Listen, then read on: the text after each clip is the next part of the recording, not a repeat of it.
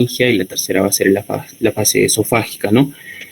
Especialmente la fase oral va a comprender principalmente los músculos masticadores y esta fase va a ser una fase voluntaria. En cuanto a la fase faríngea, va a ser una fase involuntaria, el cual consiste en el descenso de la lengua y la elevación del paladar, el cual impide el pasaje del bolo alimenticio hacia la nasofaringe. Y como última fase, la esofágica, el cual va a ser una fase involuntaria. Esta fase va a ser la última y va a estar comandada especialmente por el peristaltismo y el esfínter esofágico inferior. Siguiente, por favor.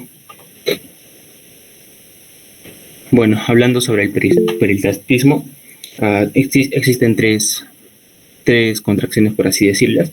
Las primeras tenemos a las contracciones peristálticas primarias, las secundarias y las terciarias. Las contracciones peristálticas primarias van a ser progresivas y descienden por el esófago a una velocidad, claro, estoy hablando del bolo alimenticio, ¿no?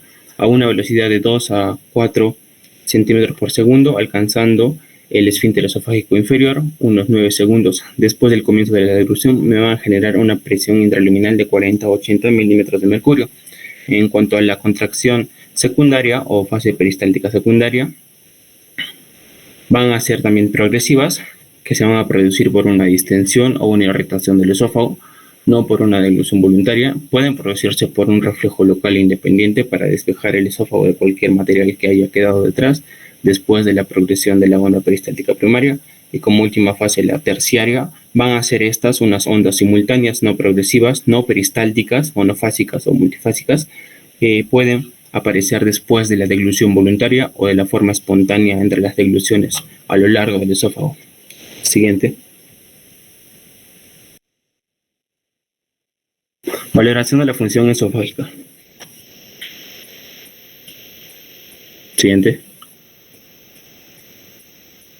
Bueno, existen pruebas para valorar valorar la función esofágica. Principalmente tenemos 4, entre las cuales vamos a hablar una por una. Primero tenemos las pruebas de la búsqueda de alteraciones funcionales del esófago. La segunda son las pruebas de detección de anomalías estructurales. La tercera es las pruebas que me ayudan a hallar el incremento de la exposición del esófago al jugo gástrico. Y la cuarta van a ser pruebas que me van a ayudar a determinar la función duodenogástrica en relación a la enfermedad esofágica. Siguiente.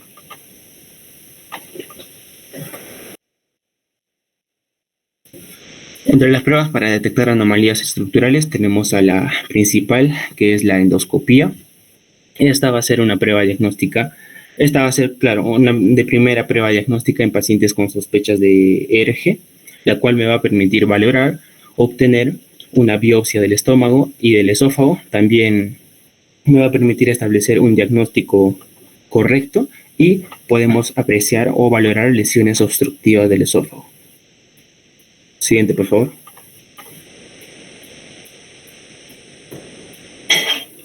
En cuanto a la endoscopía, podemos apreciar algunos grados de esofagitis, como el grado 1, el grado 2, grado 3 y grado 4. En la imagen podemos apreciar el de grado 1. Es una esofagitis mediante la endoscopía.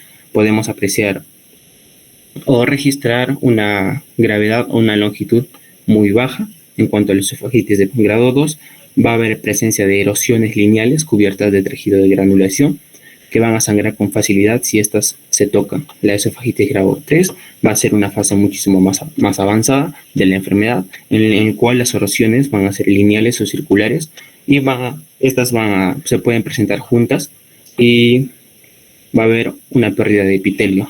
En cuanto a la esofagitis de grado 4, va a implicar un grado de estenosis, ya que esta va a ser crónica y su gravedad se va a valorar con la facilidad, ¿no?, del endoscopio posteriormente. Siguiente, por favor.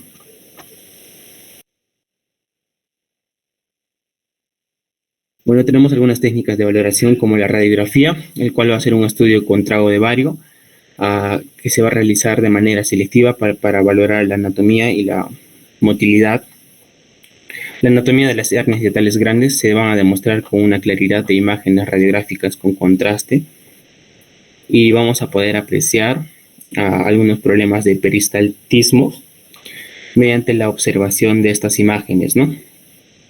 También podemos ver las hernias diatales que se muestran con mayor facilidad si el enfermo se coloca en pronación, debido a que esta posición me va a inducir a un incremento de la presión intraabdominal que me va a favorecer el desplazamiento de la unión esófago-gástrica hacia arriba del diafragma. Siguiente. Bueno, como pruebas para la detección de anomalías funcionales, tenemos la manometría de gabinete. Esta técnica va a ser utilizada ampliamente para valorar la función motora del esófago y de sus esfínteres, también denominada como manometría esofágica, ¿no? Esta prueba va a estar indicada en aquellos pacientes que se sospeche de una anomalía motora del esófago con base en la presencia de síntomas, ¿no? Como una disfagia o inofagia, dolor torácico de origen cardíaco, y etcétera. También tenemos a la impedancia esofágica, la cual va a ser una prueba en la que me va a ayudar a, a ver la acidez del esófago en comparación con la acidez gástrica. Esta prueba de impedancia esofágica me va a permitir caracterizar tanto la función esofágica por medio de la cuantificación del transporte del bolo como el reflujo gastroesofágico. Y por último tenemos la gammagrafía del tránsito esofágico, el cual consiste mediante una cámara de radiación. Podemos filmar el tránsito esofágico y el bolo de agua de 10 milímetros que contenga un coloide sulfurado de tecnecio. Me va a permitir demostrar la existencia del tránsito lento del bolo del sujeto con diversas anomalías motoras del esófago que incluyen acalasia, esclerodermia. Siguiente, por favor.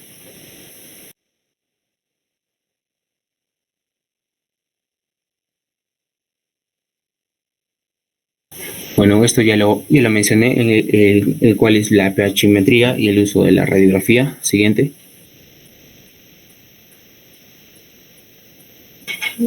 Enfermedad por reflujo gastroesofágico. Siguiente. Bueno, el ERGE está definido como una condición que se desarrolla cuando el reflujo de contenido gástrico causa síntomas molestos y complicaciones posteriores. La incompetencia del esfínter esofágico inferior me va a permitir el reflujo de contenido gástrico hacia el esófago, ¿no? Como principal característica. En cuanto a la terminología, el reflujo es fisiológico, ya que después de las comidas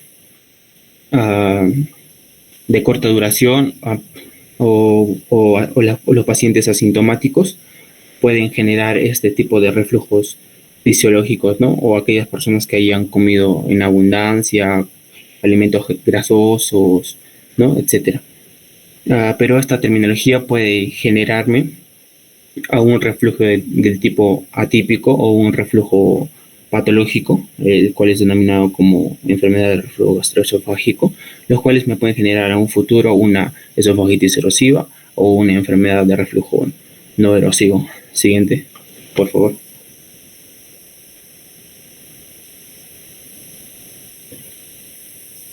Bueno, la epidemiología del ERGE, como ya lo sabemos, va a ser una patología gastrointestinal muy frecuente. La prevalencia va a estar estimada entre el 10 a 20% en pacientes de América y Europa y un 5% en Asia.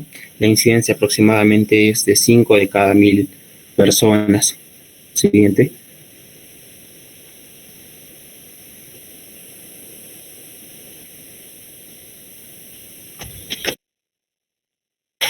Bueno, en cuanto a su etiología de esta enfermedad,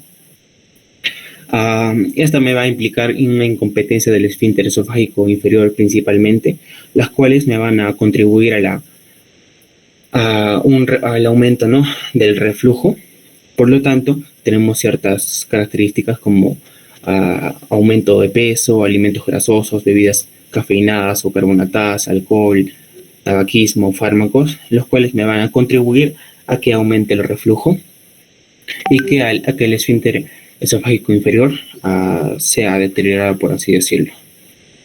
También tenemos otras cualidades como la edad, un diafragma, el ángulo de unión esófago-cardial, el diafragma o una gravedad a nivel de la diafragma, personas mayores de edad, etc. Siguiente.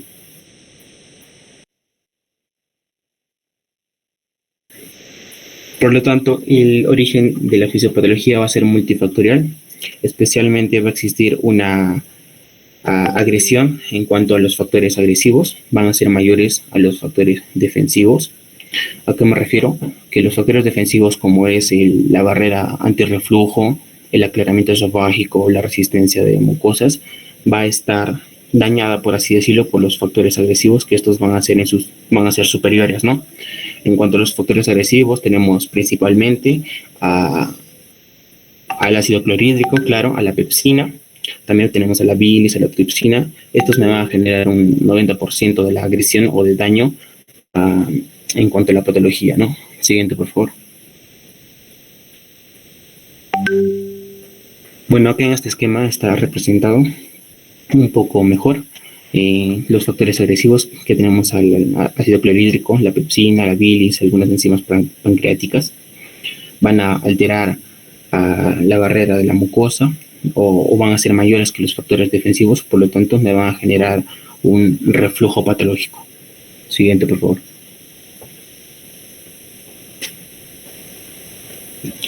Bueno, la clínica principalmente del ERGE va a constar en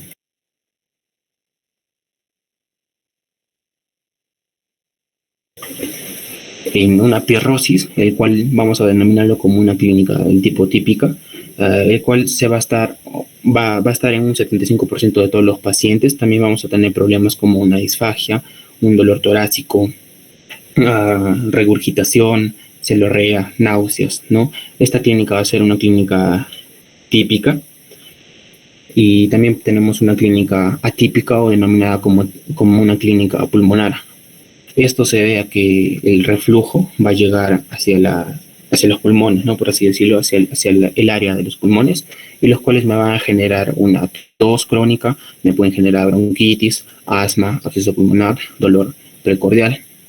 En cuanto a la prevalencia de los síntomas de la enfermedad de reflujo, principalmente la clínica típica tenemos a la pirrosis como el 80% de prevalencia. Y después tenemos a la regurgitación en un 54% de prevalencia, dolor abdominal, tos y así sucesivamente. Siguiente, por favor. Bueno, ahora hablaré sobre el diagnóstico de esta enfermedad. Principalmente, como ya lo mencioné, la clínica va a ser las prevalencias máximas, ¿no? Que ya dije, como es la regurgitación y la pirrosis. Algo importante en cuanto a la clínica, bueno, eso sería lo más relevante en cuanto a la clínica, ¿no? Siguiente. También tenemos un diagnóstico del tipo terapéutico, el cual consiste en dar inhibidores de la bomba de protones a los pacientes, especialmente el omeprazol. Esto se va a dar en aquellos pacientes que no tienen signos de alarma, lo cual va a constar en administrar el omeprazol por 4 a 8 semanas, ¿no? Dependiendo del médico. El cual, si existe una respuesta positiva a omeprazol, en un 50% mejoría de la enfermedad, podríamos decir o afirmar que el diagnóstico de ERGE es positivo. Siguiente, por favor.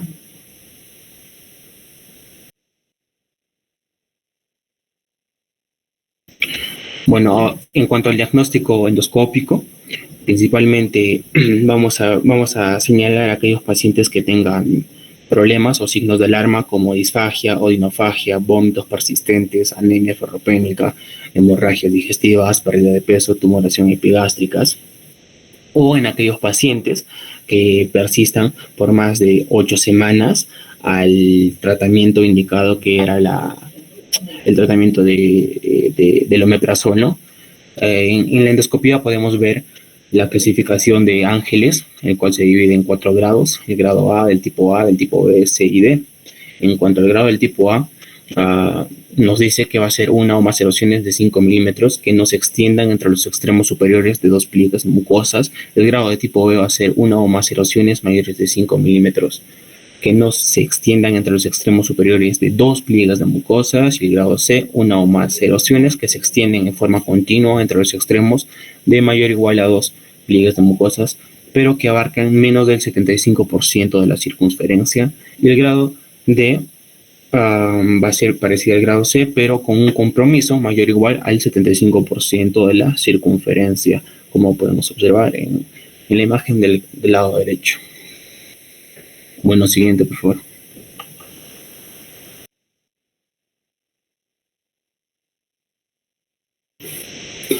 Tenemos otra clasificación, el cual es la clasificación de Savary-Miller, el cual estadifica en 5 grados. El grado tipo 1 va a ser una lesión única, erosiva o exudativa oval o lineal que afecta a un solo pliegue longitudinal. El grado 2 van a ser erosiones múltiples o lesiones exudativas que van a afectar a más de un pliegue longitudinal con confluencia o sin ella. El grado 3 van a ser lesiones crónicas exudativas de forma circular. El grado 4 van a ser lesiones crónicas, úlceras o estenosis o esófago corto, aisladas o relacionadas con las lesiones del tipo grado 1 o del grado 3. Y el grado 5 va a ser un epitelio de Barrett aislado o relacionado con lesiones del grado 1 o 3. Siguiente.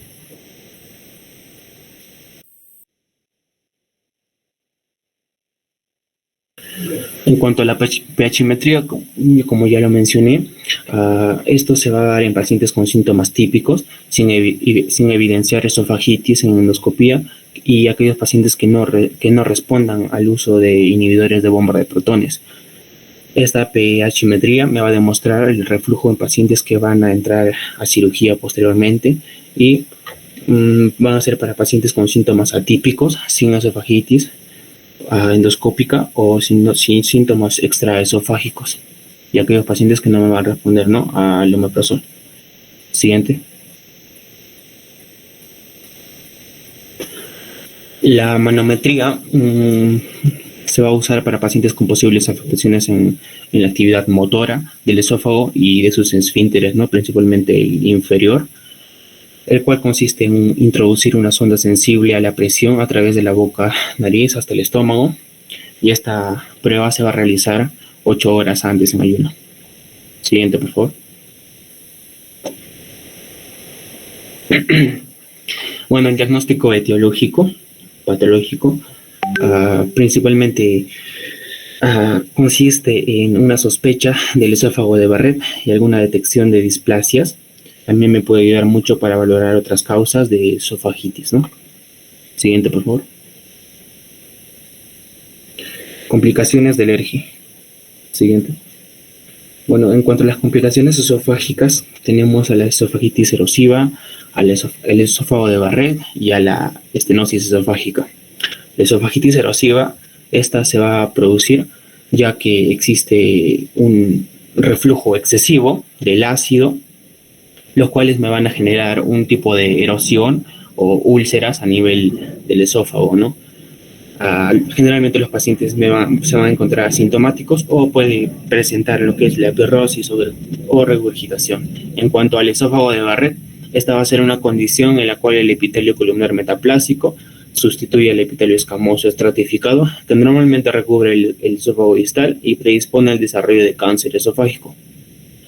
No tiene sintomatología alguna y la mayor parte de los pacientes son atendidos inicialmente por síntomas como alergia asociada a pirrosis, regurgitación o disfagia. En cuanto a la estenosis esofágica, son el resultado del proceso de curación de la esofagitis ulcerosa, el cual el colágeno se deposita durante esta fase y como el tiempo las fibras de colágeno se van a contraer y van a estrechar la luz del esófago. Por eso se denomina estenosis esofágica. Siguiente, por favor. Bueno, ahora hablaré sobre el esófago de Barrett. Siguiente. El esófago de Barrett principalmente es un reemplazo del epitelio escamoso estratificado de la porción distal del esófago por epitelio columnar, sospechado por una visión endoscópica y corroborado por el estudio histopatológico. La importancia de esta lesión me va a radicar en que es una alteración premaligna con potencial para el desarrollo de un adenocarcinoma de esófago posteriormente. Siguiente. La epidemiología del esófago de Barrett, la incidencia global va a ser de 1.6 a 1.7%. el riesgo de progresión a adenocarcinoma es muy baja, es de 0.5 a 1% anual. La probabilidad de encontrar un esófago de Barrett de endoscopía sin síntomas es de 0.05 a 2%, con síntomas con ERG es de 12%. Por eso es muy importante la clínica en este tipo de pacientes para así corroborar en un futuro la posible complicación de esófago de Barrett. En cuanto a los factores de riesgo, tenemos el sexo masculino, la edad mayor a 50 años, un ERG crónico como antecedente, una obesidad central, pacientes con índice de masa corporal mayores de 30 y tabaquismo, ¿no?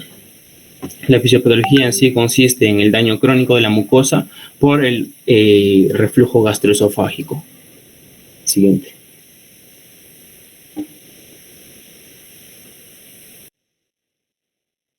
El diagnóstico de esta enfermedad, tenemos que cumplir ciertos criterios para hacer el diagnóstico, de los cuales se debe documentar el epitelio columnar a más de 1 centímetro del esófago distal.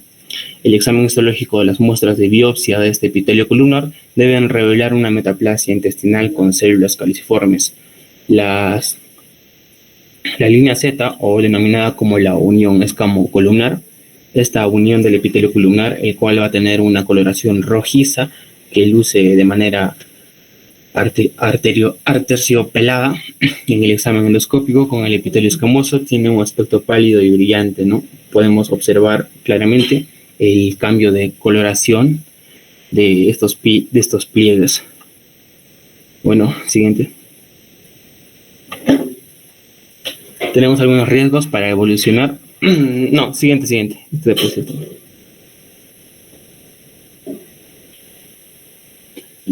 Bueno, aquí en esta imagen podemos apreciar algunas complicaciones del tipo respiratorios que puede generar estos problemas de reflujo, como es un reflujo laringofaringio, me puede generar una asma de inicio en la adultez y también puedo tener problemas como una fibrosis pulmonar idiopática, ¿no? Siguiente.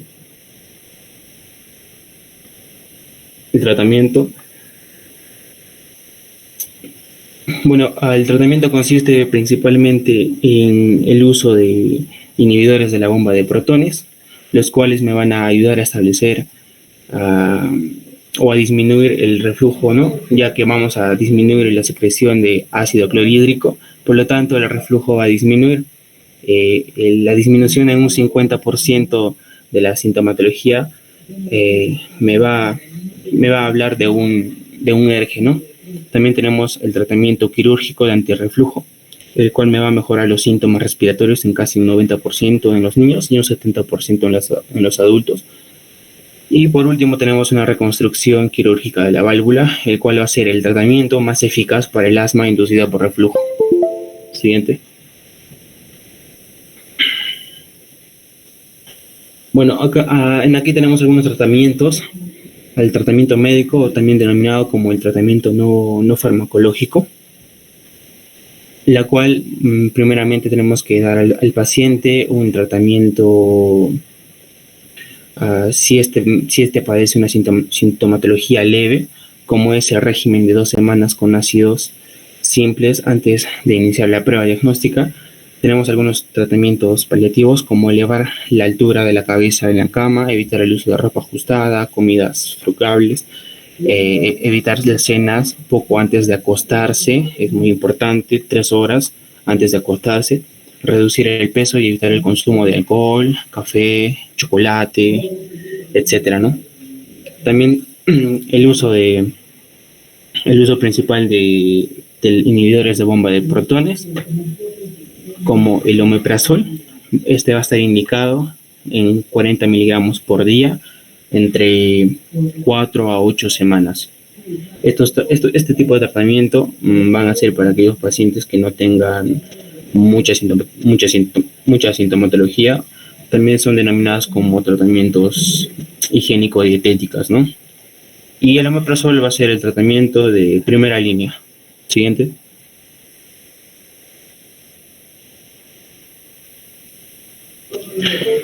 Bueno, la estrategia terapéutica sugerida, ya lo dije, es el omeprazol.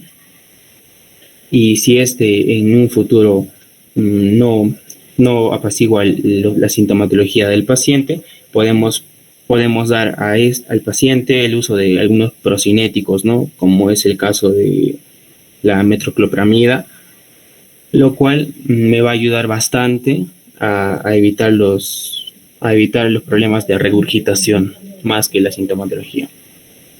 Y también podemos hacer el uso de la cirugía, ¿no? En cuanto al reflujo, principalmente tenemos dos tipos de cirugía. La primera sería la funduplicatura total y la segunda es la funduplicatura parcial, que en las siguientes diapositivas hablaré de estas. Siguiente.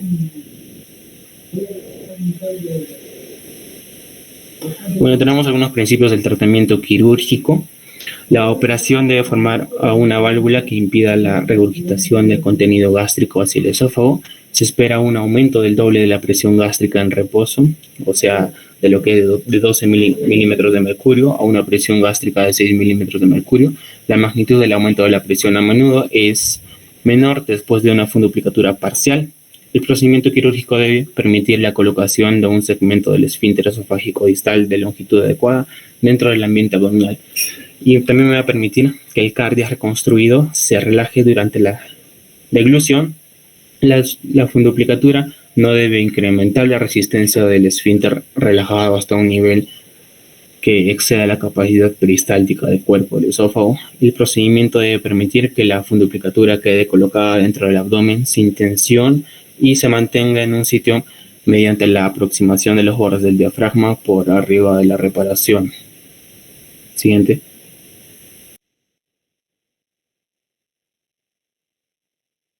Reparaciones primarias antirreflujo. Bueno, como ya lo dije, principalmente el uso de la funduplicatura de Nissen va a ser la más frecuente quirúrgicamente hablando. Va a ser una cirugía laparoscópica, el cual consiste o se les va a dar a aquellos pacientes que no tengan problemas a nivel motor.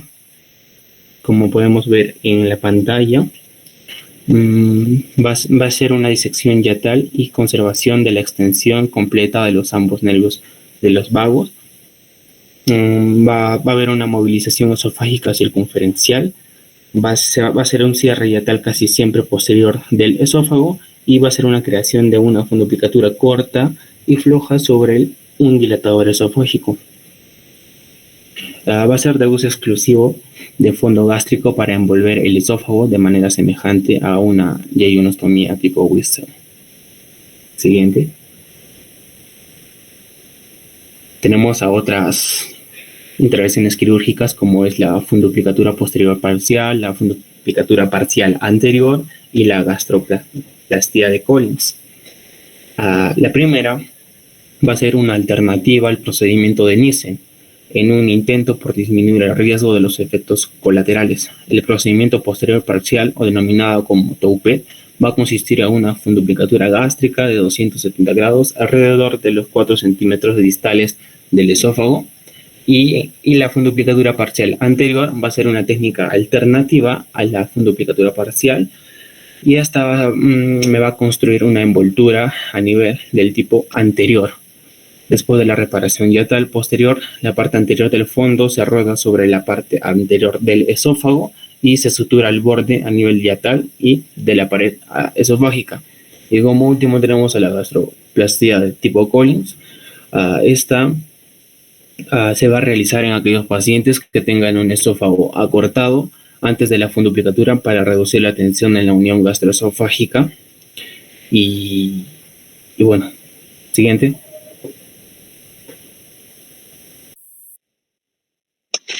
Doctora, buenas tardes, compañeros, buenas tardes. Bueno, continuando con la exposición, ahora vamos a hablar de qué son las hernias diafragmáticas, ¿no? O yatales.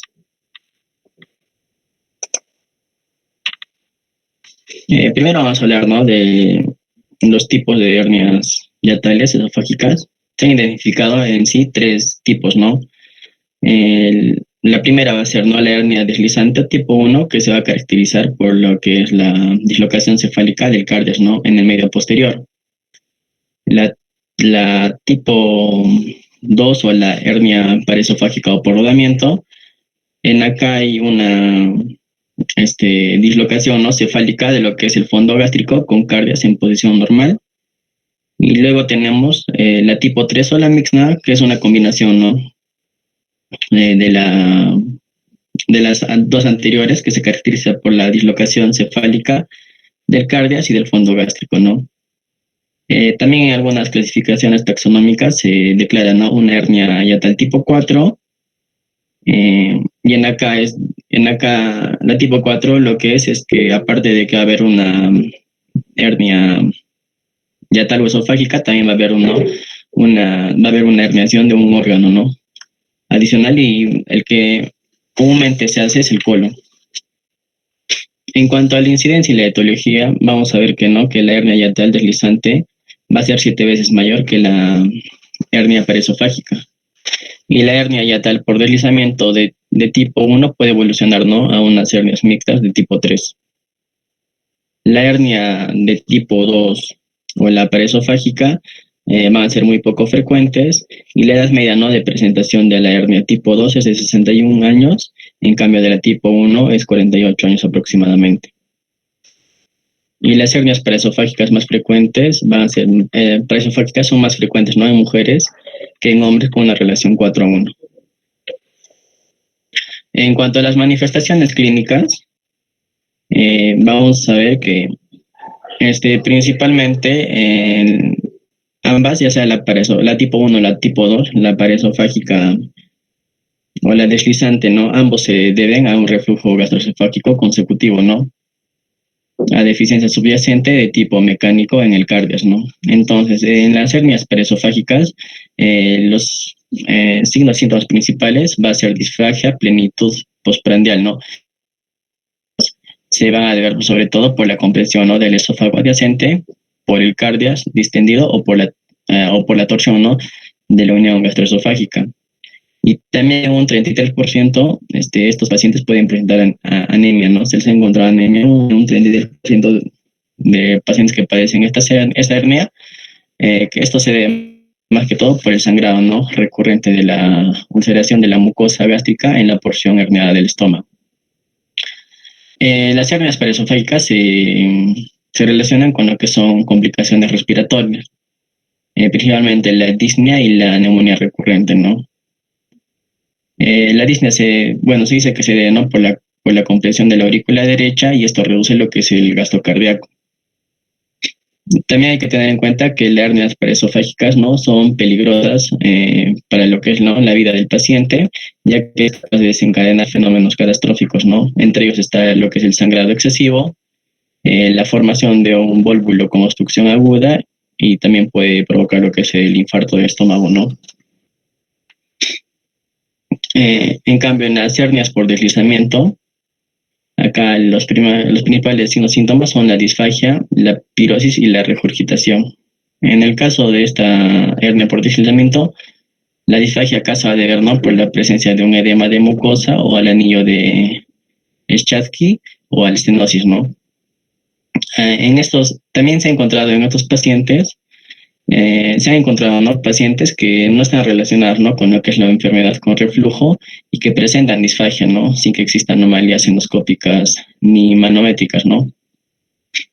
Entonces, en estos pacientes, ¿qué se hizo? Se hizo, ¿no?, una bioradiografía con vario, y acá lo que se observó fue una obstrucción, ¿no?, al paso del bolo deglutido, ¿no?, por lo que es el impacto del diafragma sobre el estómago herniado. Hay que tener en cuenta que la reducción quirúrgica de la hernia va a aliviar, ¿no?, lo que es la disfagia hasta un 91% de pacientes. En cuanto al diagnóstico, el diagnóstico de la hernia yatal se puede establecer, ¿no?, mediante lo que es una radiografía de tórax con el paciente en posición erecta, y si es que se observa, ¿no?, lo que es un nivel hidroaéreo por atrás de la silueta cardíaca. Esto casi siempre se debe a que la hernia paraesofágica o a la presencia del estómago o a la presencia del estómago intratorácico, ¿no? En cuanto a la precisión de lo que es del estudio, ¿no?, con vario del tubo digestivo superior para lo que es la detección de la hernia yatal paraesofágica va a ser mayor, ¿no?, en el caso de la hernia por deslizamiento, ya que esta a menudo presenta reducción espontánea Y esto es por lo que la hernia yatal paraesofágica y esto se debe a que la hernia yatal paraesofágica es una anomalía no permanente en la que el estómago se encuentra dentro de la cavidad torácica, de tal modo que casi todos los casos se pueden diagnosticar, ¿no?, mediante el trago de bario. En cuanto a la esofagoscopía con fibra óptica, esto va a ser principalmente útil para lo que es el diagnóstico y la clasificación de la hernia yatal, ¿no? Esto más que todo porque en esta prueba es posible, ¿no?, reflexionar lo que es el instrumento. Acá vamos a ver algunas imágenes, ¿no?, radiográficas de una hernia deslizante que es la tipo 1, ¿no? En la segunda imagen, ¿no?, es la por rodamiento o tipo 2 y la tercera es la mixta, ¿no? Y la 4 es ya tal, ya donde ya como que es la complicación, ¿no?, de todas las hernias anteriores, y acá ya también hay una herniación de lo que es el colon. En cuanto a la fisiopatología, ¿no?, se han hecho, ¿no?, pruebas fisiológicas, principalmente la prueba fisiológica que es con vigilancia de pH esofágico en 24 horas, que muestra, ¿no?, una mayor exposición del esófago al ácido gástrico, ¿no?, hasta un 60% en los enfermos con hernia yatal paraesofágica, en comparación con una incidencia del 71% en pacientes que tienen una hernia deslizante, ¿no? También los estudios fisiológicos demuestran que la suficiencia del cardias va a depender, ¿no?, de la interrelación entre tres factores, ¿no? Primero es entre la presión del esfínter esofágico inferior, la extensión del esfínter que se encuentra expuesta al medio abdominal con presión positiva y la longitud total del esfínter, ¿no? En donde la deficiencia de cualquiera de estas tres características manométricas se va a relacionar, ¿no?, con una insuficiencia del cardias sin considerar si hay o no hernia, ¿no? Estos pacientes también afectados con la hernia paraesofágica y con insuficiencia del cardias tienen lo que es un esfínter esofágico inferior con presión normal, ¿no?, pero acortamiento general y desplazamiento fuera del medio abdominal con presión positiva. En cuanto al tratamiento, el tratamiento de lo que es la hernia paraesofágica yatal es quirúrgico en gran medida. Va a haber algunas indicaciones y técnicas quirúrgicas, ¿no?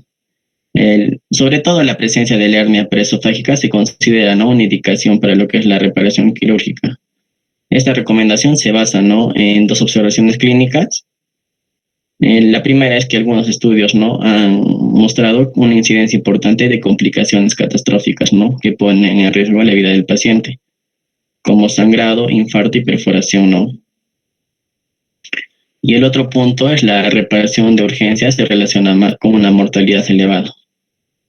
Por este motivo se suele recomendar a los pacientes con hernia paraesofágica que se sometan a una reparación electiva, ¿no?, en especial si es que presentan síntomas. En cuanto a la vía de acceso, va a haber dos principalmente, la transabdominal y transtorácica, ¿no? En la transabdominal, puede ser laparoscópica o abierta, ¿no? Estas dos diferentes vías van a tener sus ventajas y desventajas. En lo que es la transabdominal, la ventaja sería, ¿no?, que facilita, ¿no?, lo que es la reducción del vólvulo, y la desventaja es que la movilización completa del callado aórtico es compleja o imposible, ¿no? Y esto conlleva riesgo de lesión en los nervios vagos. Entre la laparoscópica o abierta, la reparación laparoscópica es la técnica estándar, ¿no?, que se usa normalmente. Ahora vamos a hablar sobre lo que es el procedimiento, ¿no?, en sí de esta cirugía. En cuanto a la incisión, vamos a ver que en la transabdominal abierta normalmente se realiza, ¿no?, a través de una incisión en la línea media superior. Y para lo que es la laparoscópica, se requiere, ¿no?, la colocación de 5 puertos en diferentes posiciones. El primer puerto, que se usa lo que es para el laparoscopio, se coloca aproximadamente 14 centímetros distal al proceso sifoides y 3 centímetros a la izquierda de la línea media. El segundo y tercer puerto Esto es principalmente para los retractores del estómago e hígado. Se colocan laterales al primer puerto en la línea medio clavicular, izquierdo y derecho. Y los últimos dos, el cuarto y quinto, que se usan para lo que es la disección del cirujano y los instrumentos de sutura, se colocan a 6 centímetros de la línea media, ¿no? Por debajo de los márgenes costales.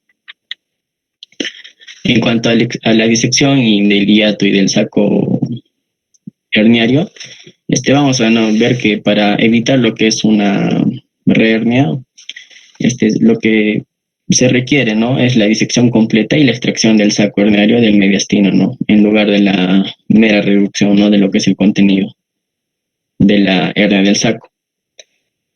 Vamos a ver que la disección del saco herniario comienza, ¿no? Con una reducción suave de cualquier órgano, ¿no? Que puede ser el colon o intestino delgado dentro del saco herniario. Y se debe tener cuidado al manipular estos nuevos órganos para evitar lesiones. La disección del saco herniario va a requerir mucho cuidado para evitar lesionar órganos adyacentes, como puede ser la pleura mediastínica, el pericardio, ¿no? O la adventicia aórtica. Y esto podría causar lo que es una hemorragia o un neumotórax. Si es que hay si es que se encuentra, ¿no? Un estómago encarcelado, y puede ser fiable y se debe manejar con mucho cuidado, ¿no? La disección del saco herniario se debe realizar dentro del plano entre el saco herniario y los tejidos adyacentes. La cubierta peritoneal del pilar del lado abdominal se conserva al dividir, ¿no? Lo que es el epiplón gastrohepático del pilar derecho del diafragma. Y se tiene que colocar, ¿no? un drenaje Penrose alrededor del esófago para facilitar principalmente lo que es la disección, ¿no? De la porción posterior del saco herniario. Al ya producirse, ¿no? Lo que es la disección, el saco herniario debe retirarse completamente del mediastino y debe evitarse, ¿no? La lesión o la sección de los nervios vagos, para así reducir lo que es el riesgo, ¿no? De retraso en el vaciamiento gástrico. En cuanto a la movilización esofágica, vamos a ver que una movilización esofágica suficiente del esófago inferior asegura lo que es, ¿no? El retorno de la unión esófago gástrica al abdomen, ¿no? Junto con una longitud adecuada del estómago intraabdominal. Todo esto va a ser esencial para que haya una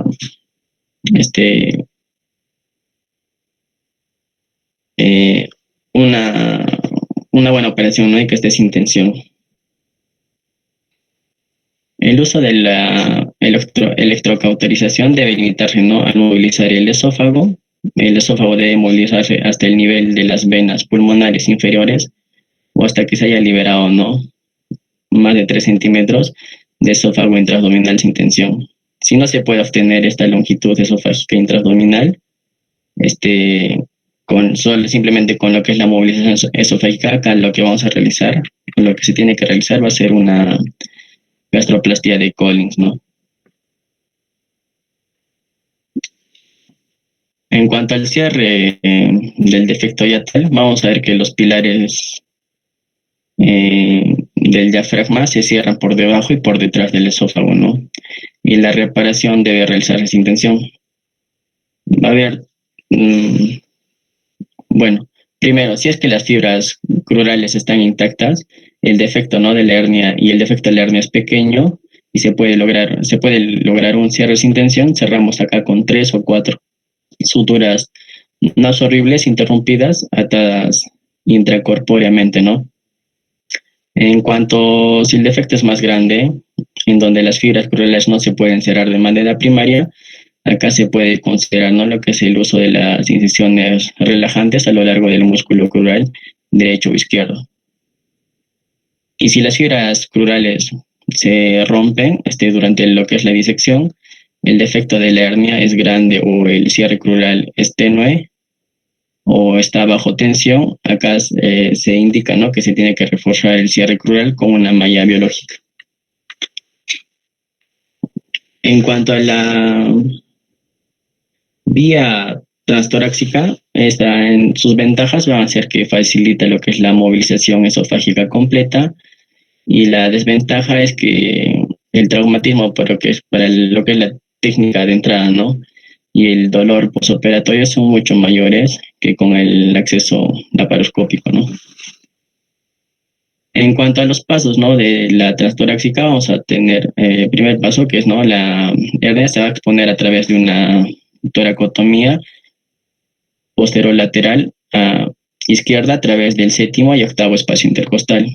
Luego vemos que el esófago proximal a la hernia se expone incidiendo, ¿no? La pleura a lo largo de la superficie anterior de la aorta y posterior al pericardio. El estómago también se expone, ¿no? Al abrir el saco de la hernia. Luego va a identificar, ¿no? Lo que es la unión esófago-gástrica y se evalúa su posición relativa al hiato. Con la parte inferior del esófago adecuadamente molizada, si la unión esófago-gástrica permanece en el hiato o por encima del mismo, se diagnostica, ¿no? Un esófago acortado y se requiere, ¿no? Lo que es la gastropatía de Colles. También se suele realizar una funduplicatura total o parcial, ¿no? Esto es a criterio del cirujano. Y luego se cierra, ¿no? Lo que es la abertura crural alrededor del esófago para reconstruir el nuevo hiato. Y finalmente se cierra, ¿no? La toracotomía izquierda. En cuanto a la reparación diafragmática, vamos a ver que la reparación de la hernia paraesofágica tiene una incidencia relativamente no alta de recurrencia, entre un 10 a 40%. Esto sobre todo se da cuando los pilares se cierran con una sutura permanente. Entonces, para evitar lo que es esta recurrencia, lo que se usa, lo que se indica, ¿no? Es que hay que usar mallas sintéticas o biológicas. Cuando se usan las mallas sintéticas deben ser no absorbibles y se deben usar con cuidado, ¿no? Y no en forma de ojal en el hiato. Esto debido al riesgo potencial de erosión esofágica o gástrica, ¿no? E infección de la malla.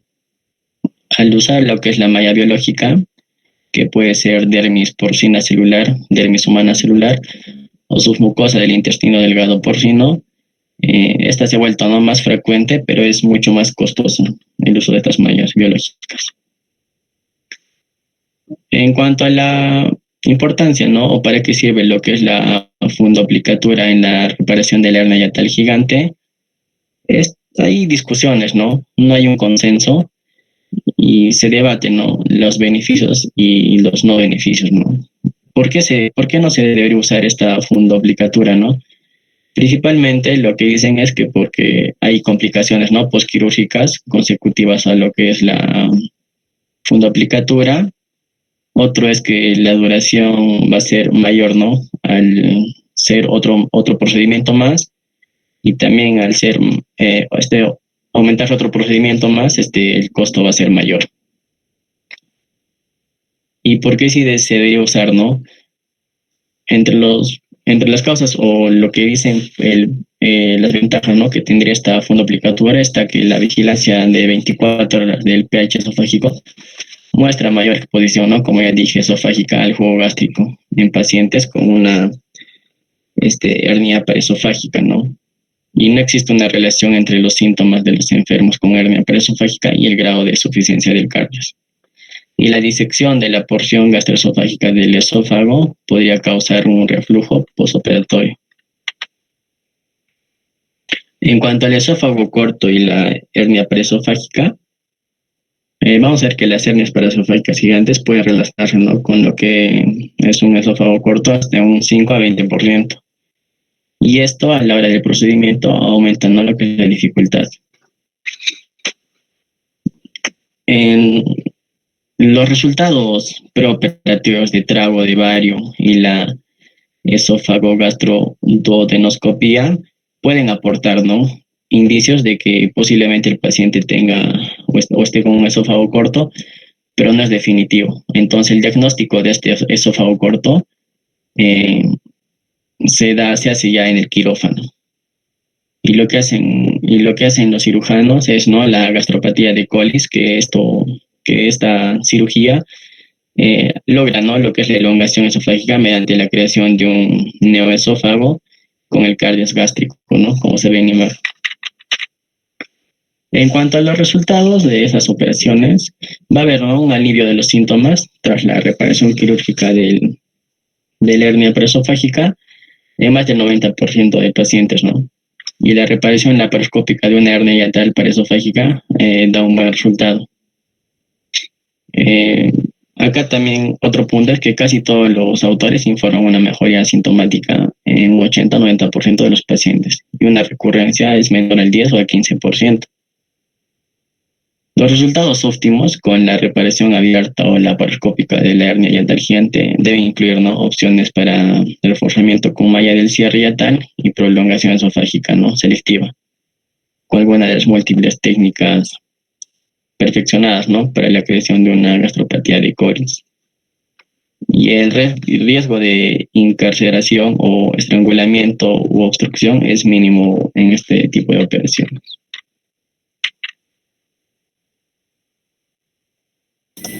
Continuando, vamos a hablar del carcinoma de esófago. Siguiente, por favor. Bueno, para recordar, vemos que el cáncer de esófago se origina en el epitelio esofágico y esto es una proliferación anárquica e infiltrante, ¿no?, que puede propagarse de forma directa por las vías linfáticas y hemáticas. El carcinoma epidermoide conforma la mayoría de los carcinomas del esófago en todo el mundo y esta afecta con mayor frecuencia la parte superior y media del esófago. Debemos recordar que el cáncer afecta sobre todo a las células escamosas, que son células delgadas y planas que recubren la superficie del esófago. La incidencia del carcinoma esofágico es muy variable y va desde casi 20 por 100.000 habitantes en Estados Unidos y Gran Bretaña, ¿no?, descrito en estudios realizados. Los factores ambientales que predisponen a la aparición de carcinoma de esófago son principalmente lo que son el tabaco, el alcohol, antecedentes de que haya estenosis por lejía, infecciones por virus de papiloma humano, y también se han descrito la participación de aditivos añadidos en los alimentos, ¿no?, como los compuestos nitrosos o carnes ahumadas. Y también se asocia con la deficiencia de minerales, como lo que son el zinc y el molibdeno. Siguiente, por favor. El adenocarcinoma, por otro lado, vemos que afecta a lo que son las células secretoras de la mucosidad del esófago y esta se presenta con mayor frecuencia en la parte inferior del esófago.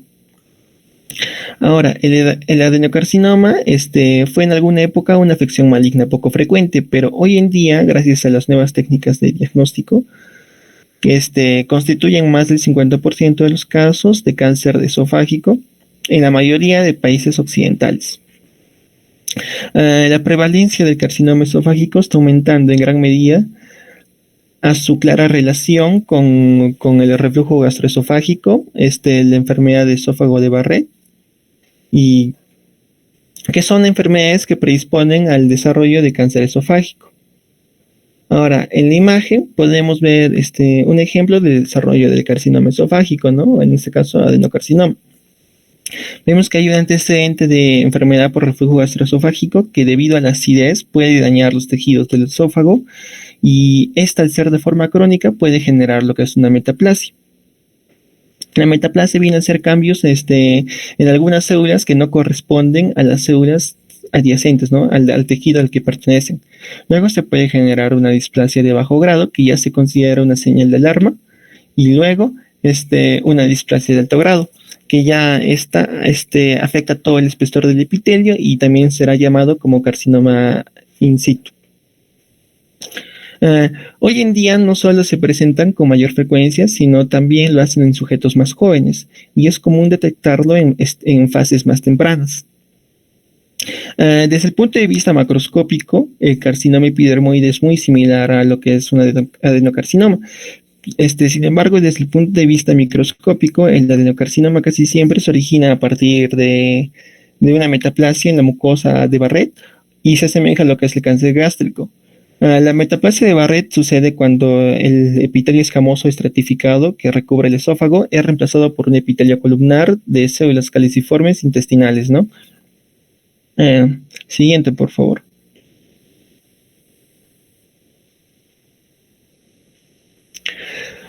Ahora, hablando de las manifestaciones clínicas del cáncer esofágico, vemos que la disfagia es el síntoma predominante. Este aparece primero a sólidos y luego progresa a líquidos, ¿no? La disfagia generalmente está relacionada con lo que es una enfermedad avanzada. Vemos que también puede presentarse parálisis de las cuerdas vocales si es que hay una lesión del nervio laringio recurrente izquierdo. Otro síntoma también puede ser la pérdida de peso y pueden aparecer síntomas broncopulmonares como poporregurgitación y compromiso de estructuras bronquiales, ¿no? Como tos o ahogamiento. En caso de tumores del cardias, puede haber lo que es anorexia y reducción de peso. Y si es que hay la presencia de dolor óseo o ictericia, puede ser indicativo de que hay una metástasis sistémica, ¿no? Por lo cual ya se debe tener muy en cuenta. Siguiente, por favor. Ahora, los médicos utilizan lo que es el sistema TNM para estadificar la mayoría de los tipos de cánceres, donde vemos que la T significa tumor, la N significa ganglios linfáticos y la M ya indica metástasis. Ahora, para el cáncer esofágico, vemos que la T indicaría la progresión del tumor y el compromiso a otras estructuras, ¿no? Como vemos el tumor, la T1 vendría a ser tumor que invade la lámina propia, el T2 vendría a ser si es que el tumor invade la muscular propia, o el T3 vendría a ser si es que el tumor ya invade lo que es la adventicia. Mientras lo que significa la letra N significaría si es que hay o no compromiso linfático y la cantidad de ganglios linfáticos afectados, ¿no? Y finalmente la letra M significaría si es que hay o no la presencia de metástasis sistémica. Entonces, vemos que si el tumor está confinado al esófago, podría tener una clasificación T1, T2 y N0. Si es que existe un avance local, vendría a ser T1 a T3 con N1. Y si es que está diseminado, vendría a ser cualquier T o cualquier N y la M1, ¿no? Siguiente, por favor.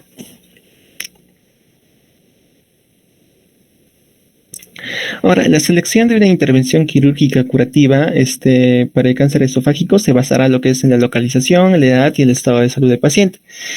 Viene a ser un algoritmo, con el que estamos viendo en la pantalla, este cuadro, para la valoración del paciente en cáncer esofágico y para seleccionar un tratamiento apropiado, ¿no? En el cual veremos el tratamiento apropiado, ya sea un tratamiento paliativo, un paliativo quirúrgico o una resección en bloque curativa. En este cuadro valoraremos sobre todo lo que es la edad, si es que el paciente presenta la edad del paciente, la enfermedad fisiológica, la estadificación clínica y la ecografía, ¿no? En la edad vemos que ya se indica tratamiento paliativo en pacientes mayores a 75 años. Vemos que rara vez está indicada una resección curativa de carcinoma esofágico en individuos mayores a 80 años debido a que estos ya presentan altos riesgos quirúrgicos y una esperanza de vida más corta. En tanto, en la enfermedad fisiológica se utilizará tratamiento paliativo en cualquier sujeto con un FEF1 o volumen expiratorio forzado en un segundo menor a 1.25 litros. Estos ya no vienen a ser elegibles para una intervención quirúrgica, porque padecen de un alto riesgo de morir por una insuficiencia respiratoria a los 4 años. Vemos que lo ideal sería que estos pacientes que van a ser tratados quirúrgicamente posean una BFUN mayor a 2 litros. En tanto, la fracción de eyección en reposo tiene que el tratamiento paliativo es indicado si es que es menor al 40%, ya que viene a ser un signo letal. En tanto, en la clínica vemos que los factores clínicos que indican una etapa avanzada del carcinoma e impiden una intervención quirúrgica curativa vendrían a ser la parálisis del nervio recurrente, el síndrome Horner, el dolor espinal persistente, una parálisis en el diafragma, una formación de una fístula o un derrame pleural maligno, si es que el tumor tiene un tamaño mayor a 8 centímetros de largo, y si es que hay múltiples ganglios crecidos o hay metástasis en órganos distales, ¿no? Y si es que el paciente posee una reducción del peso mayor al 20%. En tanto las imágenes, si bien es cierto, la radiografía con contraste, la endoscopía y la tomografía computarizada constituyen la base de la estadificación del cáncer esofágico, hoy en día la toma de decisiones preoperatorias se guía con la que es la ecografía endoscópica. Por así decirlo, si es que se observa un foco pequeño en la ecografía endoscópica, ¿no?, de cáncer esofágico confinado a la mucosa, se realiza lo que es una resección de la mucosa endoscópica, mientras que si es que se observa unos tumores transmurales mayores a 4, con más de 4 ganglios crecidos, se procede con un tratamiento paliativo. Entonces, viendo esto, vemos los síntomas para la paliación, vendrían a ser la disfagia, obstrucción, dolor en la úlcera, hemorragia, infecciones y ansiedad. Si es que el paciente presenta esto, se puede realizar lo que es un requerimiento para la resección transhiatal paliativa, para lo cual necesitaríamos que el paciente esté libre de metástasis a órganos distales y tenga una posibilidad de excisión completa del tumor primario. Si no, se procede con lo que es el tratamiento paliativo de cáncer esofágico, que básicamente consta de quimioterapia y radiación, donde el 20% de los pacientes que se les realiza esta terapia pueden llegar a curarse completamente, pero el riesgo de que presenten un cáncer recurrente dentro de 5 años es muy alto, ¿no? Así que, bueno, si es que el paciente no presenta esas indicaciones para paliación, se realiza lo que es una resección quirúrgica en bloque. Siguiente, por favor.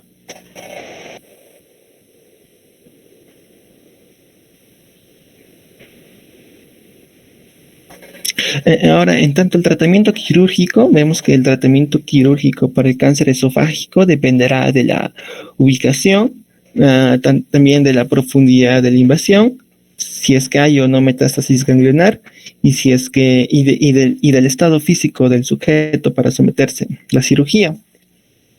Vemos que la esofagectomía no debe efectuarse si no es posible una resección completa. También vemos que no debe practicarse la resección si el cirujano no cree que pueda extirpar todos los nódulos linfáticos o ganglios linfáticos invadidos por el cáncer. En enfermos con esófago de Barrett, y sobre todo aquellos con displasia de alto grado, donde a menudo se descubren nódulos menores a 1 centímetro, vemos que estos se deben extirpar de forma completa, ya que a menudo pueden alojar adenocarcinoma. Siguiente, por favor.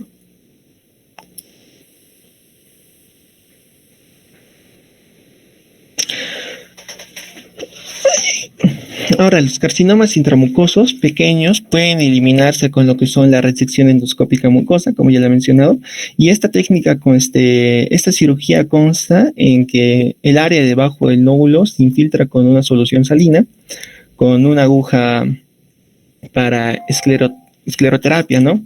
Vemos que con una tapa de succión especializada en el extremo del endoscopio, este nódulo es succionado a su interior para posteriormente ser seccionado y cortado. En tanto a la esofactomía transhiatal de mínima invasión, vemos que esta se realiza con el propósito de retirar el esófago del mediastino posterior, sobre todo de las áreas detrás de los vasos pulmonares y la bifurcación traqueal.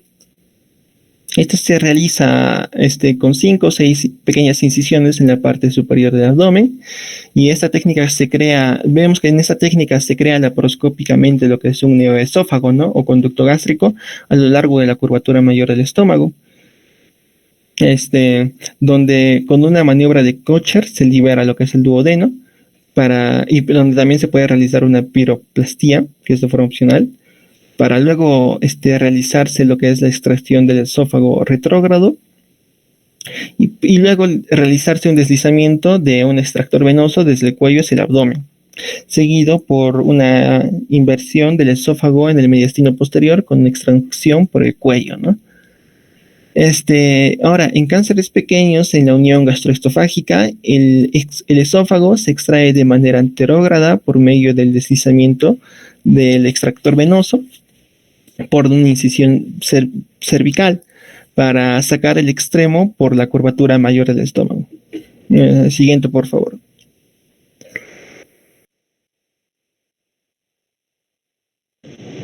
Continuando con la exposición, en cuanto a la esofagectomía transyatal abierta, vamos a ver que aquí los elementos de esta disección van a ser similares a los que ya se describió en la esofagectomía transyatal de mínima invasión. Se incluye aquí la creación de un tubo gástrico y la disección del mediastino posterior a través del hiato.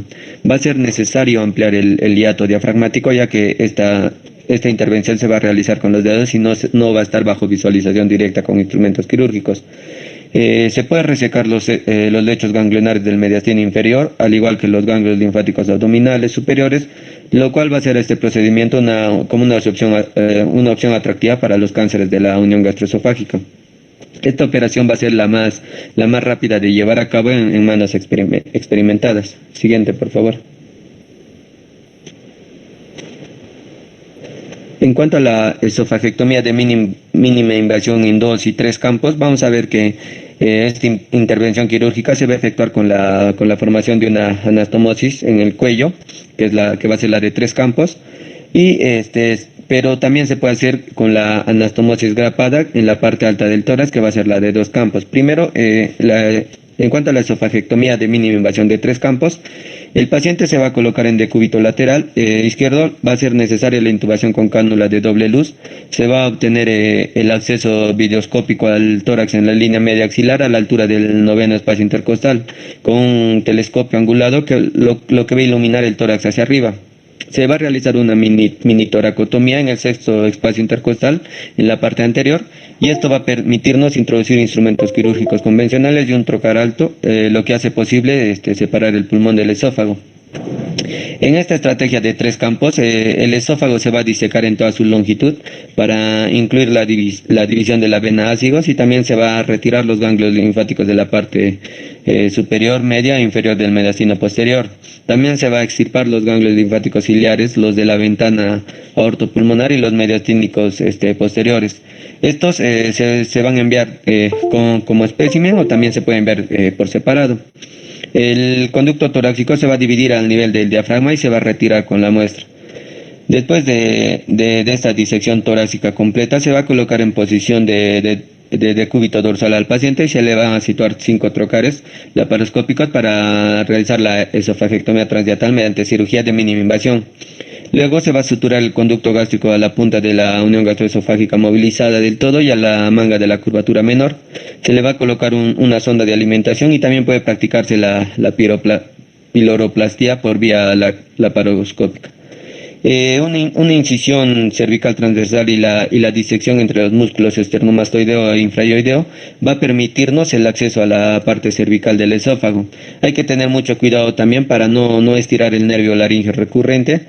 Después de esto se va a tirar del esófago y la parte próxima del estómago hacia el cuello, seguidos por el conducto gástrico. Se va a realizar entonces aquí la anastomosis cervical.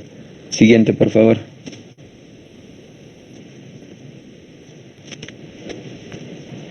En cuanto a la esofagectomía transtorácica con mini invasión en 2 campos, primero las partes abdominales del procedimiento se va a llevar primero, ¿no? Se va a incluir la colocación de una sonda de alimentación igual que la anterior, la creación del conducto y la sutura de la punta del conducto a la unión gastroesofágica disecada del todo.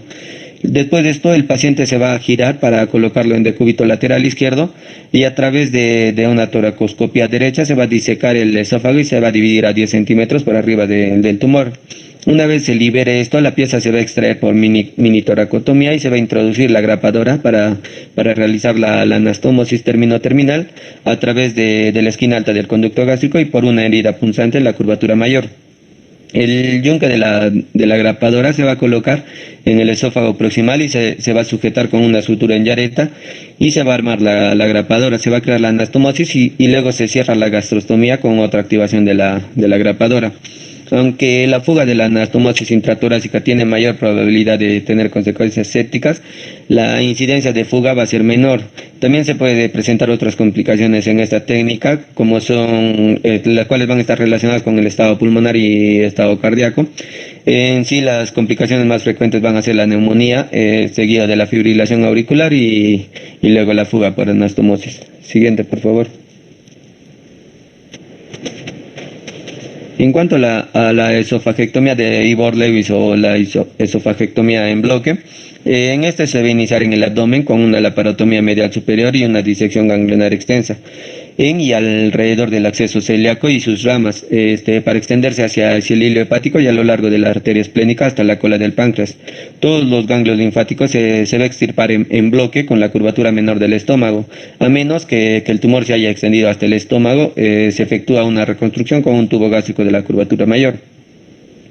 En pacientes con cáncer en la unión gastroesofágica con extensión significativa hacia el cardias o hacia los fondos gástricos, se va a extirpar la parte proximal del estómago y se va a llevar a cabo una reconstrucción con una sección isoperistáltica del hemicolon izquierdo entre el esófago y el estómago. O también se le puede conectar el colon con un extremo yeyunal en Y de Rose. Después de esto al paciente se le coloca en decúbito lateral izquierdo y se va a practicar una toracotomía anterolateral por el sexto espacio intercostal. La vena ácido se va a dividir y se va a limpiar por completo el mediastino posterior, incluyendo también el conducto torácico, todos los tejidos periaórticos y también el tejido del mediastino superior a lo largo del trayecto del nervio, de los nervios laringeos recurrentes, así también como los grupos ganglionares peribronquiales, ciliares y traqueales. La parte proximal del estómago se va a traer hacia el tórax, donde se va a crear el conducto y se va a formar una anastomosis con una sutura o con grapas entre la parte torácica superior del esófago y el conducto gástrico o el colon transverso. Siguiente, por favor.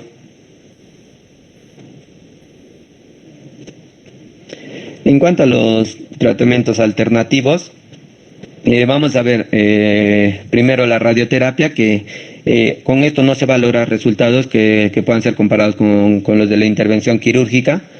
Hoy en día se va a aplicar solo a pacientes que no son elegibles para tratamiento quirúrgico. Va a ser más eficaz en pacientes con hemorragia del tumor primario, y para esto, para el tratamiento definitivo, se va a administrar una dosis total de 6.000 a 6.400 Grays en fracciones de 180 a 200 Grays por 5 días a la semana durante un periodo de 6 o 7 semanas. También hay estudios donde mencionan que la administración del cisplatino y el paclitaxel como un tratamiento de inducción seguido de la quimiorradioterapia combinada con el 5-fluorouracilo, cisplatino y paclitaxel más 4.500 Grays de radioterapia. Siguiente, por favor. En cuanto a la quimioterapia, vamos a ver que no va a permitir controlar adecuadamente las lesiones locales y distantes. Aquí también se menciona al cisplatino, el cual se ha convertido en la piedra angular del tratamiento combinado para el cáncer de esófago. Se utiliza como quimioterápico único y se obtiene un índice de respuesta del 25 al 30%, pero si se le combina con el 5-fluorouracilo se puede alcanzar incluso un índice de respuesta hasta del 50%. Siendo un régimen quimioterápico establecido para el cáncer de esófago. Se va a administrar una vez por semana durante un periodo de 2 a 10 semanas hasta completar un máximo de 8 ciclos de quimioterapia. En cuanto al tratamiento neoadyuvante, se va a limitar esto generalmente a 4 ciclos, mientras que el tratamiento definitivo puede prolongarse incluso durante 3 meses si es que el paciente va a tolerar los efectos secundarios. Entonces, si el paciente tolera y acepta cada vez más el tratamiento, se le puede adicionar un tercer quimioterápico, como es la mitomicina C, el 33-cetopósido o el paclitaxel. Siguiente, por favor.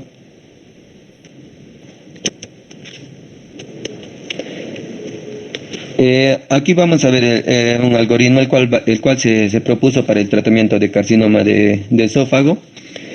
Primero se le va a realizar una radiografía con trago de bario o una endoscopia y se le va a valorar clínicamente al paciente. Después de esto se va a estadificar el tumor mediante tomografía de tórax y abdomen o ecografía endoscópica. Y vamos a ver si es una enfermedad temprana. Se va a sospechar que el tumor no atraviesa la pared o hay menos de 8 ganglios afectados o ambos. Por lo tanto, se va a hacer una resección curativa en bloque. Si es una enfermedad avanzada o con morbilidad significante, vamos a ver metástasis distantes y una falla inminente cardiopulmonar o hepática, por lo que va a necesitar quimiorradioterapia.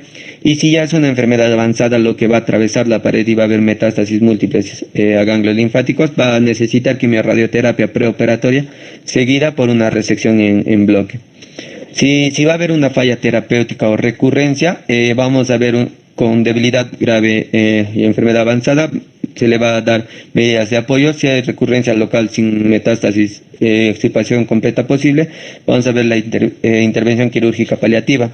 Si va a ser un tumor proximal no resecable o sangrante, vamos a ver un tratamiento ablativo con láser. En fístulas a vías respiratorias o tumor primario no resecable o recurrencia local, una prótesis, y en metástasis a órganos distantes sin recurrencia local, se le va a dar una quimioterapia. Siguiente, por favor. En cuanto al sarcoma del esófago, vamos a ver que los sarcomas y los carcinosarcomas van a ser neoplasias inusuales que van a constituir alrededor de 0.1 al 1.5% de todos los tumores esofágicos.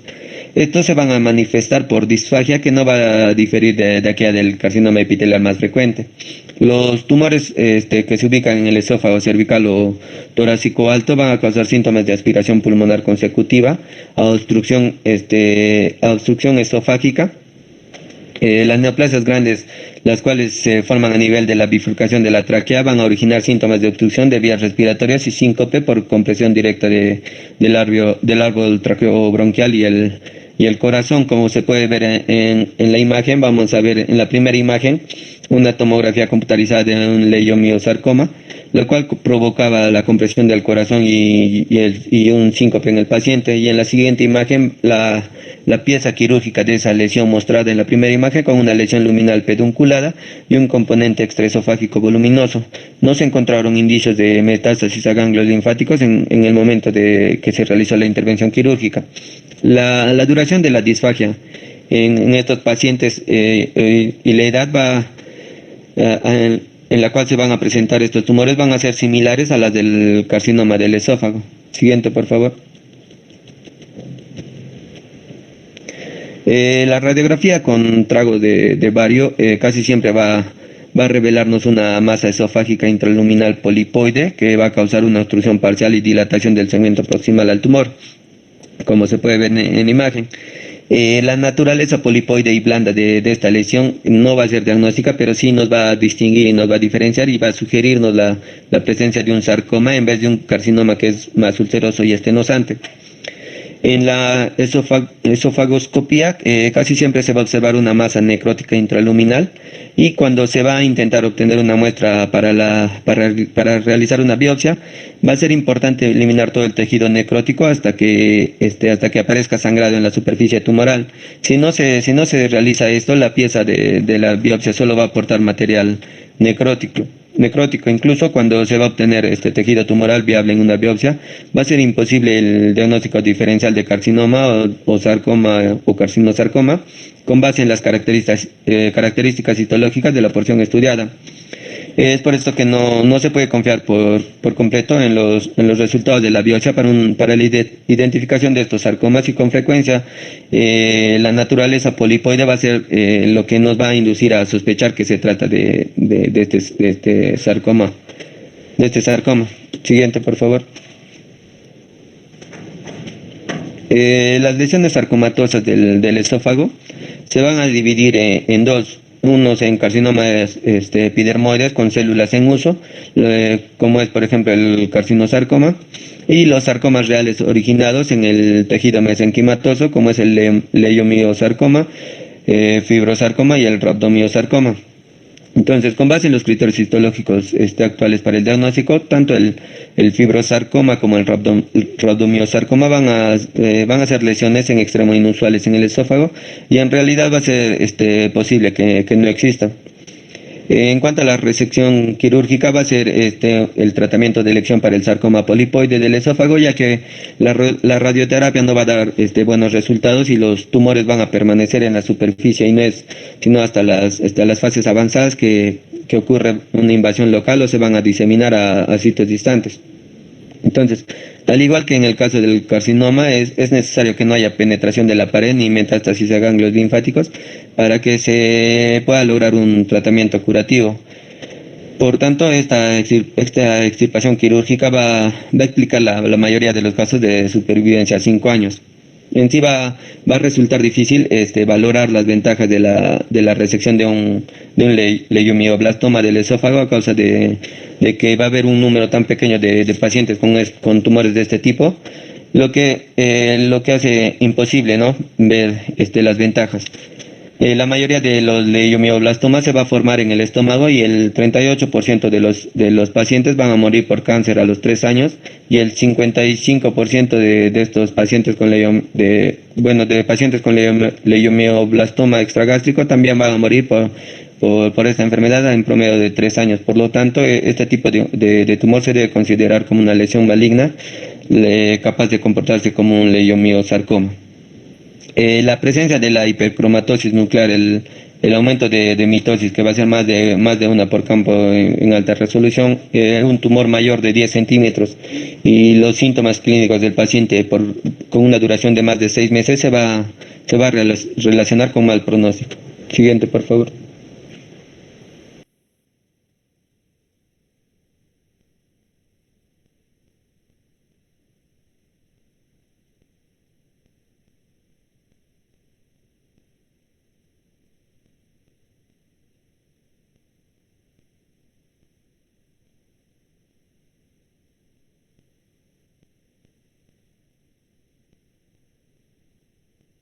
Eso es todo, doctora. Muchas gracias. Sorry, chicos. Sé que mi señal se había ido en este momento. Ya, patología quirúrgica del esófago, lo que tienen que saber es Sergio. Por favor, ERGE, reflujo gastroesofágico, metaplasia de Barrett, que es importante, y el tratamiento, ¿ya, chicos? Entonces, tomen mucha atención en esto. El ERGE es pues, generalmente por una incompetencia, ¿no?, a nivel del esfínter. Entonces, inicialmente, el tratamiento es médico, y una vez de que bueno, hasta un 90%, ¿no? Una vez de que no exista mejoría con el tratamiento médico, se hace la cirugía. ¿Y cuál es la cirugía, Marvin? Marvin, Doctora, la cirugía para ERGE.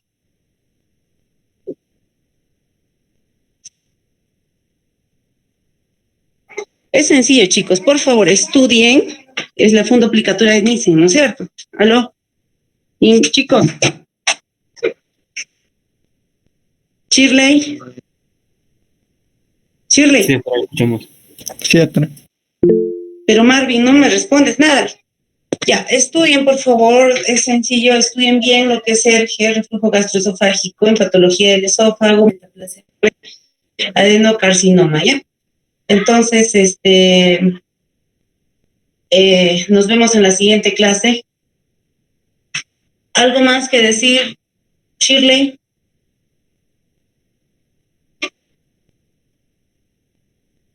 Todos están presentes, ya, perfecto.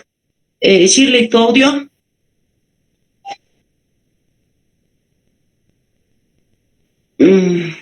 Doctora Shirley está teniendo problemas de conexión.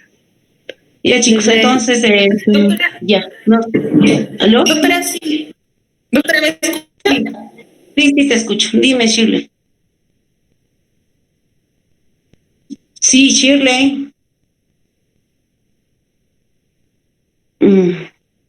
Bueno, bueno, tiene problemas de conexión. Cualquier coordinación lo voy a realizar con ella. Estudien, por favor, mándales las diapositivas del grupo expositor, comparte con todos vuestros compañeros y estudien.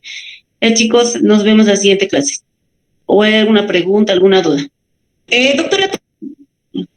Sí, dime, Shirley.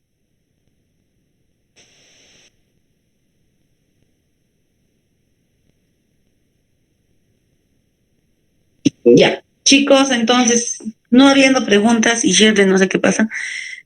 Me llamas más tarde, Shirley, si me escuchas. Yo le avisaré, doctora, si es que no le está escuchando. Ya, ya chicos, cuídense. Hasta la siguiente. Gracias, doctora. Me llamas, Luisa. Gracias, doctora. Chao, chicos.